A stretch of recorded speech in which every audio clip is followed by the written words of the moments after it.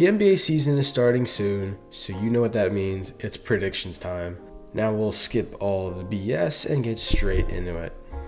At number 15, I have the Washington Wizards. There's no way around it. This team is just flat out terrible. Their depth consists of Kyle Kuzma and Jordan Poole. If that doesn't explain why they're last, then I don't know what does. With their rebuild just starting, being last place in the conference is probably the best place you can be in. Get the first overall pick while you have the opportunity. Now that leads you to my number 14 spot, the Detroit Pistons. Detroit would be last in my rankings if Washington wasn't starting their rebuild. This roster lacks any star power whatsoever. There is some depth, and while I feel like if they added a star or two they could be a contender, they don't have that. But for this season, the Pistons are just terrible. Don't expect anything from Detroit this season. And next up, I have Charlotte at 13. Without LaMelo, this roster is just flat out nothing. But because of LaMelo, they are slightly better than Detroit. But they're still not good enough to be considered a play-in team. Charlotte just needs to let their young core develop, and maybe they'll be good someday. I think Charlotte should start their youth movement. That took me 5 takes if you were wondering. So that means trading Gordon Hayward and trading Terry Rozier for whatever they can get for him. That leads me to my number 12 spot, the Toronto Raptors. The Raptors are in a pretty deep hole after losing Fred VanVleet. Scotty Barnes and Pascal Siakam are a solid duo, but there isn't much else to this team. And after what the Raptors GM said at Media Day, I'm predicting Pascal Siakam won't be on the team at the trade deadline. But I'm going to give them a prediction based on their roster now, which is 12th. Welcome to hell, Toronto. At number 11, I have the Orlando Magic.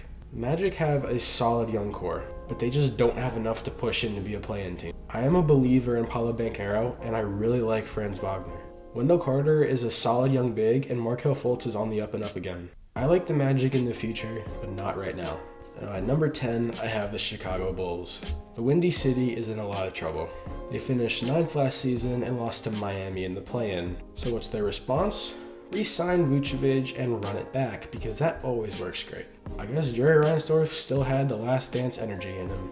Unfortunately, this team does not have Michael Jordan, or Scottie Pippen, or Dennis Rodman, or any player that resembles any of those three. Their big three of Zach LaVine, DeMar DeRozan, and Nikola Vucevic is respectable, but it's Chicago.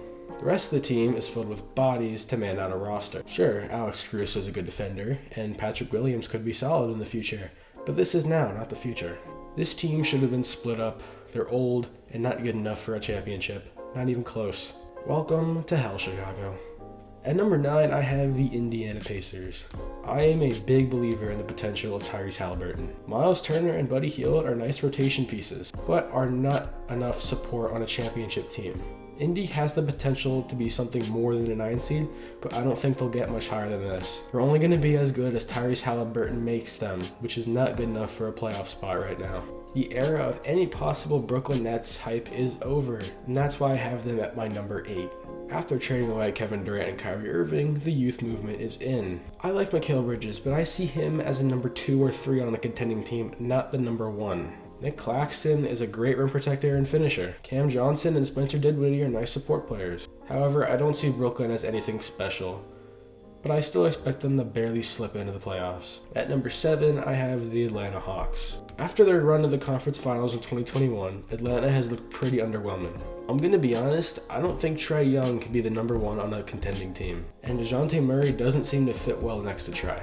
After trading away John Collins and cutting Rudy Gay, they are very thin at forward. All those things aside, Trae Young is still a magical player, and I think they'll slip into the playoffs at the number 7 spot. Now at number 6, I have the Knicks. You just gotta hear me out here. The Knicks aren't here because they're bad, it's because every team ahead of them is just that good. Jalen Brunson had a breakout season, Julius Randle is a pretty awesome number 2, and RJ Barrett is a solid 3 with potential. So why are they so low? The only problem I have is that a good big 3 has to have a leader, a definite best player, and while I think we know it's Jalen Brunson, he's not a championship level best player. I like the depth, but in my opinion, the Knicks don't have that extra star power to push them over the edge. At number 5, I have the Miami Heat. The Heat are in a load of trouble. They put all their eggs into the Damian Lillard basket and failed. And now Dame is in Milwaukee because Pat Riley got cocky. This team is not deep at all, but they still have Jimmy and Bam, so that's good enough for a 5th seed. Take your 5th seed. Your franchise is done. Welcome to hell. At number 4, I have the Cavs. I always thought Cleveland was better than how they performed in the first round against New York last season. With Donovan Mitchell, Darius Garland, and Evan Mobley, this team pretty much has a player who can do everything. I see them as a top 4 team, but nothing more than a sneaky contender and not a championship contender at all. And at number 3, I have the Philadelphia 76ers. Now, luckily for Sixers fans, James Harden showed up to camp and isn't fat. Great. Now you need to go out there and win. Still, a lot of turmoil and a possible James Harden trade doesn't make Philly's chances that great, especially with the 2 juggernauts in the East. But Joel Embiid is the reigning MVP, Harden is still Harden, however much Harden he wants to be, and Tyrese Maxey should still improve. Philly probably won't do anything insane, but they are my 3rd seed. At number 2, I have the Boston Celtics. Brad Stevens managed to outdo himself once again. Picking up Kristaps Porzingis for Marcus Smart was a win, a costly win, but a win. And now picking up Jrue Holiday fills the hole that Marcus Smart left. And you know what's crazy? I made this script a week ago. So you know what that means? I didn't know Jrue Holiday was going to be here. And I predicted it. But now with Jason Tatum, Jaylen Brown, Kristaps Porzingis, and Jrue Holiday, they're scary as hell. I wouldn't call them deep, but they are one hell of a starting 5. However, they probably won't have as much regular season success as my number 1 seed, the Milwaukee Bucks. Yes, I am a Celtics fan. Yes, it pained me when Damian Lillard went to the Bucks. It's hard to imagine a world where the Bucks fall short in the regular season. With Giannis, Dame, Chris Middleton, Bobby Portis, Brook Lopez, that is really scary. I mean, you name it, they have it. I'll tell you all the things I wrote down. Depth, shooting, finishing, defense, ball handling, rebounding, star power. You name it, the Bucks have it. But now let's go to the playoffs with these standings. And now, without further ado, let's head to the playoffs with these standings. Obviously, I think the Hawks and Nets will get out of the play-in, which removes the Pacers and Bulls from contention. Now let's start with the obvious series wins. I have the Bucks and Celtics both moving on in 5. It's hard to imagine either of them losing in the first round. It did happen last year to the Bucks, but that was different. Now let's go to the 76ers and Knicks, the 3 versus 6. The 76ers are in turmoil, and James Harden might not even be on the team come the trade deadline. This might not affect the 76ers as much in the regular season, but it might boil over in a 7-game series. And honestly, I think the Knicks are good enough to beat Philly in turmoil. I'm taking the Knicks in 7. And now the final first round matchup between the Cavs and Heat will be a good one. But I believe in playoff Jimmy. The Cavs have proved they can't perform when the lights are brightest. I'm taking Miami in 6. Now to the second round. The rematch between Milwaukee and Miami will be in the second round this time. However, it won't be as fun to watch. The Bucks are too good to lose to Miami this year. I'm taking Milwaukee in 6. Next to the Celtics and Knicks. The Celtics are borderline stacked, and the Knicks don't have the depth or star power to beat a team like Boston. Celtics in 5. Now this is where it gets hard to predict. The Eastern Conference Finals, Boston and Milwaukee. Milwaukee has home court here.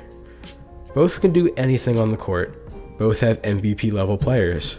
Both have an all NBA level support player. Both have another all-star support player. However, Boston's starting 5 is almost a stark contrast to Milwaukee's starting 5, at least on the defensive side. Now, Jrue Holiday has locked down Dame before, and then again, that was a while ago. But Jrue Holiday is still as elite on defense as ever. And Dame, well, I think he will regress this season. It's still Dame. Dame and Giannis is going to be an extremely hard time in a 7-game series. But I think Boston has the team to do it. Jrue Holiday will probably lock down Dame. And Giannis has proven he can't carry a team to a series win. He lost to them in 2022. He lost to Miami in the first round. Now then again, he did get hurt in the first round, but that's a conversation for another day. So now I have the Celtics in the finals. Now I'll have my Western Conference video out in a couple days, hopefully. So if you want to know who Boston plays in the finals, then check in for my Western Conference video. Thank you so much for watching. This was Underground Sports.